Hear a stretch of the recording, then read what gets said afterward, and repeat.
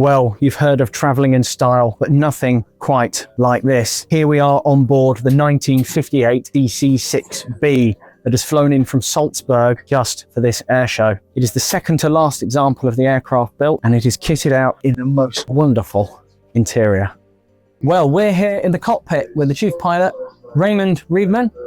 So, Raimund, tell me a bit about the history of this particular aircraft. DC-6 was built between 1946 and 58, and this was delivered to Yugoslavia at the time. And it was a kind of Air Force One, and it was the personal airplane of President Tito. So it's always had a very luxurious history. Yeah. How did it end up flying with the flying balls? Actually, it was in operation about 15 years in Yugoslavia, and thereafter it was brought over to Zimbabwe, where it was also flown as a presidential aircraft. And then it ended up somewhere in the desert in South Africa. They stored it and they reactivated it. It was in the late 90s. However, the company went bankrupt, and so they had to sell one of those two airplanes which they operated. And we were lucky enough to acquire this airplane. And it's a rather unusual these days to see a four-engined piston airliner performing at an air show, not least with such a sprightly routine. What's it like performing the flying display with this aircraft? It's a little bit depending on the weight. You know, this is an aircraft which could hold lots of fuel. So the maximum range is about 4,400 nautical miles. However, with that lightweight we have now, it's quite a performant aircraft. Yeah, fantastic. And the crowds are out here. I'm sure they're absolutely going to enjoy that routine this afternoon. Thank you very much for speaking to me, Raimund. Thank you very much. It was a pleasure.